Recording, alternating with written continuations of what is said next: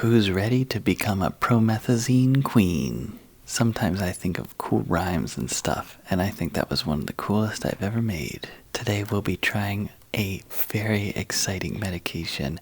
This is Phenergan, or promethazine. For those of you who don't know, this is not available in the United States without a prescription. You need to have a prescription to have this. Or, well, okay, to buy it, anyway.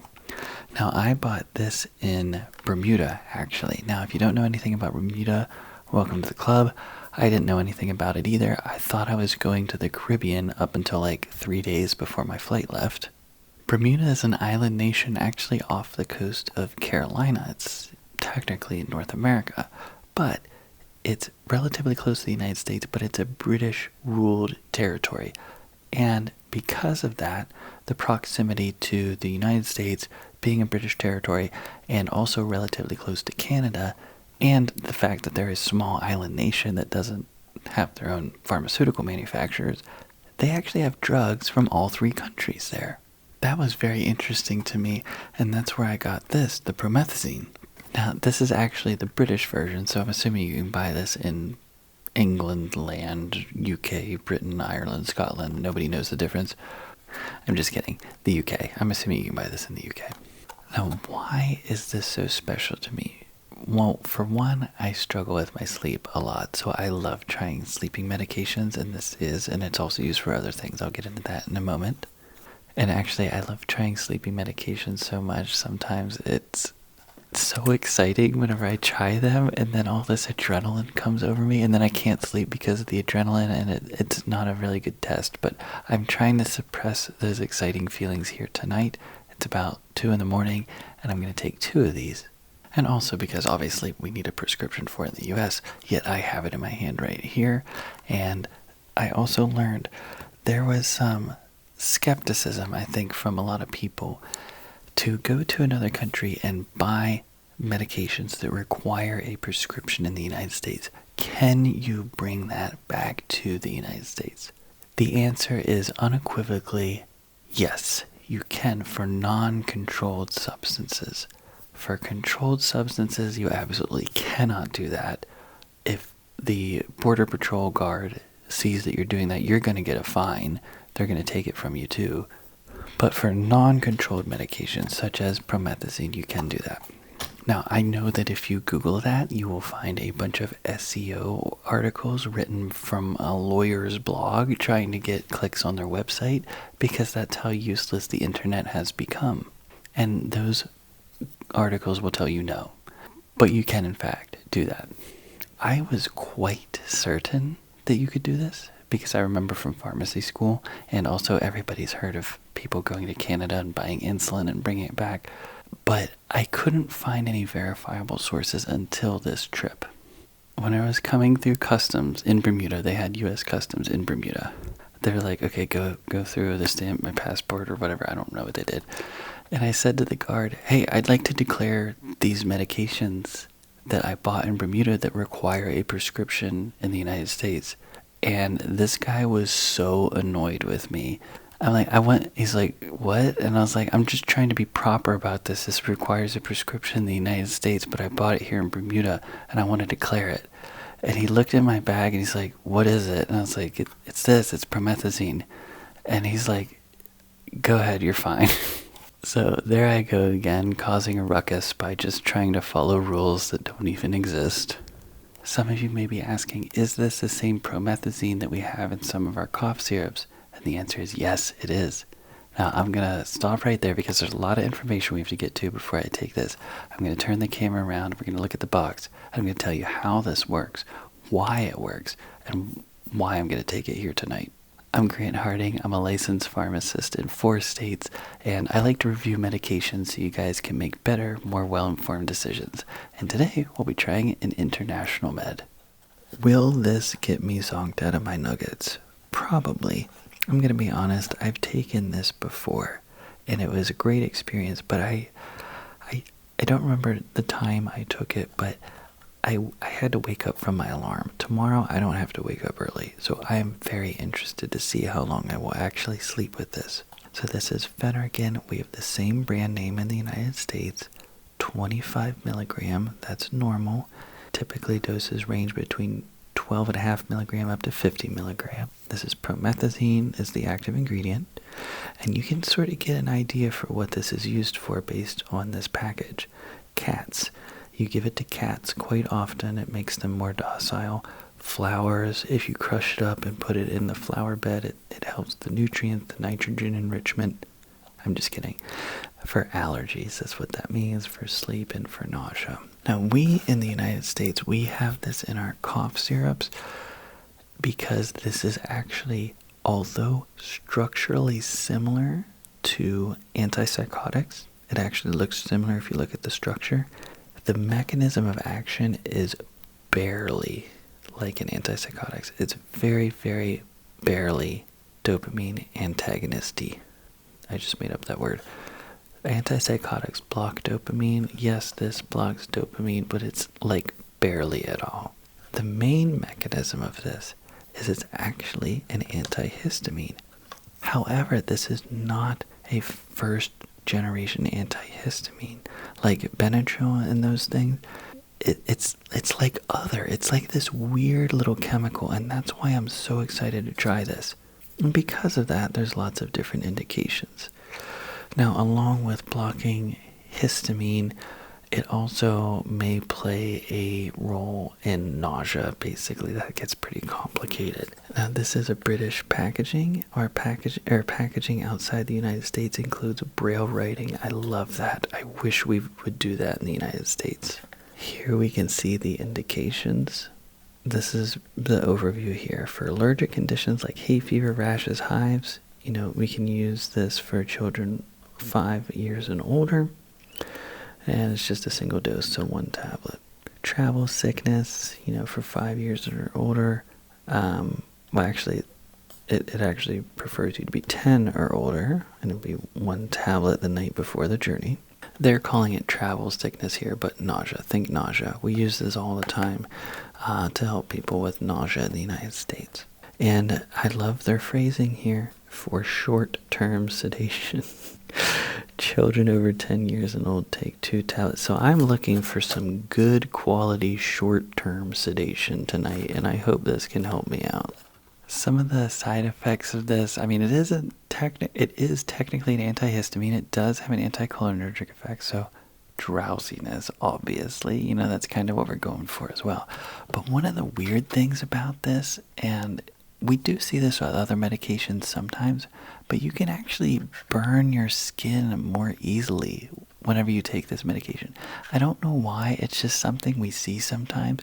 They call it photosensitivity. Okay, who's ready to get short-term sedated? I got my little Phenergan boxes here. Now remember, I bought this in Bermuda, which is like the most expensive country in the world. I don't remember how much it is, but I'll put it on the screen here. That's going to be way more than what we would pay in the United States, even though that this is a prescription. If you were to buy it with cash only or a crush cost discount card or something, it would be way less. Bermuda is it's very expensive. They do not have income tax in Bermuda, though, so does that offset all the expensive things there? I don't know. You just have to ask somebody who lives there. By the way, this also comes in an injection in the United States and also a suppository, but pro tip, the suppository is very expensive. It's like $4 or something per suppository. The tablets can actually be given rectally, and we do recommend doing that in folks who cannot swallow and they're not a good candidate for an injection. Crushing and giving a tablet through a Macy catheter through the bum, it's a huge cost savings intervention, especially for folks on hospice. But it takes a skilled professional to know that, because absorption in the bum is different than in the gut. I think this is a very pretty shade of blue. I think this is Bermudian blue. Okay, now that we are fully educated on promethazine and how it works and what the side effects are and what the indications are, I'm going to take 2 of these bad boys, so that's 50 milligram.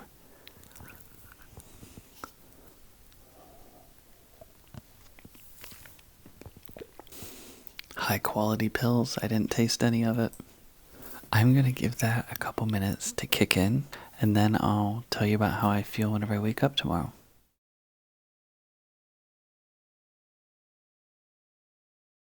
I am zonked out of my nuggets. I am so tired. It only took about 20 minutes, and I felt this wave of just I can't. My eyelids are like falling towards the floor, and I wish I wouldn't have eaten what I did eat, because I can like feel it in my stomach. Like it's almost like my stomach has hands, and I can feel the sensation of like the different parts of what I ate. I want so desperately to go to bed right now, but I'm trying to describe how this feels. This is the second time I've taken this, and I notice my breathing is really calm for some reason. Like, it's very rhythmic, and it's slow, and it's very comfortable, actually. One thing I noticed, the last time I took it, like, I could very much feel the anticholinergic, like, dry nose effect. That's a side effect, or an effect of anticholinergic medication, which this is. But this time I don't feel that. I don't feel I call it an antihistamine whoosh. I don't feel that this time. All I can think about is getting into bed. I tried to film myself getting into bed, and I was so tired I didn't even turn on the microphone. Lord only knows what I was saying. I slept silently to promethazine dreams, baby. I was knocked out almost instantly. My time to fall to sleep last night was like -0 seconds. Holy criminy. I was so tired from that promethazine. It did not take much, and then I was straight into the deepest sleep of my life. I had 0 dreams. I woke up 0 times during the night. And I ended up actually going to bed at about 3 a.m. and I woke up at 1 p.m. So that's 10 hours straight, uninterrupted. All that is well and good. The time to fall asleep was great. The quality of sleep seems to be pretty great. But there is a little bit of next day grogginess. I do feel just a little bit tempted to lay back down and take a nap. But it's not really that bad. And all things considered, the benefits of the quality of sleep appear to outweigh the next day grogginess effect. I have experienced many different sleeping medications in my life. I've tried Ambien. Ambien was great. It'll put you in a different dimension. Like, you can't even stay awake if you tried. But Ambien doesn't really last that long. Sometimes people wake up after 4 or 5 hours, and the quality of sleep you get with Ambien doesn't seem to be the same degree as like natural sleep. And I typically say about 8 hours of ambient sleep is about to like 6 hours of regular sleep. At least that's what it feels like. Lunesta I've tried. It's a similar medication to Ambien, and it lasts longer, which is great. But again, the quality of sleep just isn't the same as natural sleep. And also, Lunesta gives you a weird taste in your mouth. It's kind of like a metallic thing. It doesn't taste good to begin with, but after you keep taking it, you start to associate that taste with falling asleep, and it's like an acquired taste. And it's like, sometimes you think you're taking the pill just to taste that taste instead of to fall asleep. It's a really weird situation.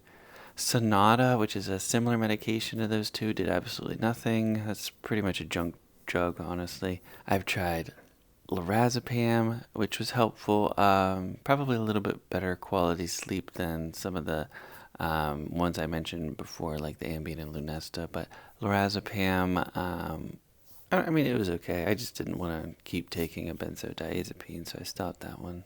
Trazodone is goated. Trazodone will make you very, very tired. The sleep quality is great. As I recall, there was no next day grogginess, but it hurt my little tum-tum. Trazodone's rough on the tummy, so whenever I took it, I had to hurry up and fall asleep before the stomach cramps started coming on. And that got kind of old. I didn't want to keep doing that anymore. But, I mean, sometimes that is worth it, you know? Depending on how badly you need to sleep that night, it may be worth that risk of experiencing some stomach pains.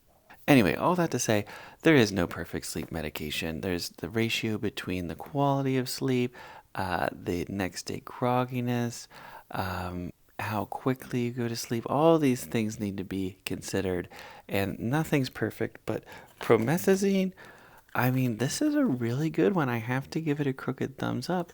The only real issue I noticed was just a little next day grogginess. Okay, folks, I hope you enjoyed this presentation. Please stick around. I make all sorts of quirky and informative videos, and sometimes, like today, I actually try the medication.